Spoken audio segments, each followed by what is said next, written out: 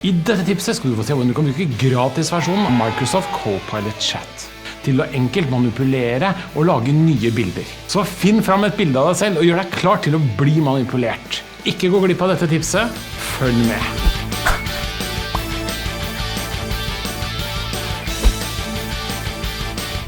Hei og velkommen til et nytt fredagstips. I dette tipset skal du få se hvordan du kan manipulere og lage nye bilder med gratisversjonen av Microsoft Copilot Chat.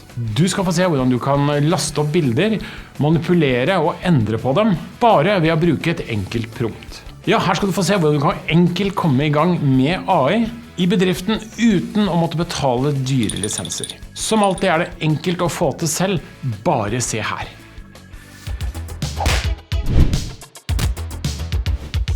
Du kan begynne med å aktivere Copilot Chat i nettleseren din. Det er enklere enn du tror. Alt du trenger å gjøre er å skrive inn copilot.microsoft.com her i nettadressen, så har du fått Copilot helt gratis. Ja, du hørte riktig. Versjonen du skal bruke nå er gratisversjonen av Microsoft Copilot. Denne versjonen kan du bruke så mye du vil, og er en super måte for deg og alle i bedriften til å bli bedre kjent med Microsofts AI. Jeg anbefaler deg også at du logger deg inn senere for å få flere funksjoner og tilgang til flere muligheter helt gratis.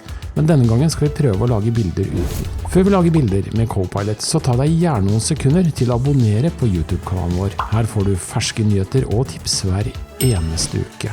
Her har jeg et bilde jeg ønsker å manipulere litt. Nei, jeg snakker ikke om ansikt og kropp. Det er for sent til og med for Microsofts AI å gjøre noe med. Jeg vil gjerne bytte ut denne retro MS-DOS-boksen fra Microsoft som jeg holder i høyre hånden med en splitter ny Windows 11-boks. For alle som ikke har Mac bør jo ha Windows 11, ikke sant? Så her er det på sin plass med en oppgradering.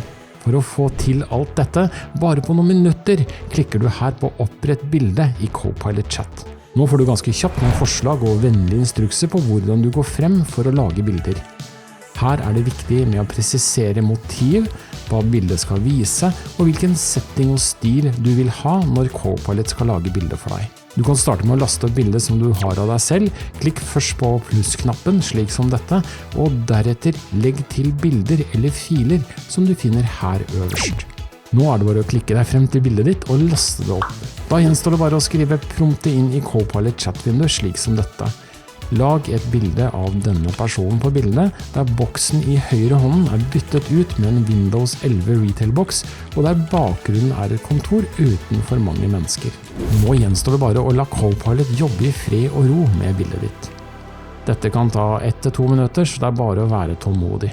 Ja, du må gjerne finne frem en kopp kaffe, eller gjøre noe annet nyttig dersom du vil det. Endelig ferdig. Her ser du det ferdige bildet som Copilot har laget. Ja, det ble jo ikke så verst, egentlig akkurat slik jeg hadde tenkt meg. Nå kan du lage bilder av deg selv i mange forskjellige varianter og bakgrunner. Det kan også være fristende å lage bilder av rivaliserende kollegaer og oppdatere nettsiden til bedriften med nye bilder. Men det er ikke alltid så lurt, så bruk AI klokt og gjennomtenkt i hverdagen din. Smart, ikke sant?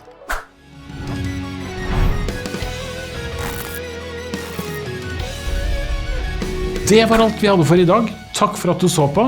Likte du tipset og vil se flere tips fra oss, abonner gjerne på YouTube-kanalen vår.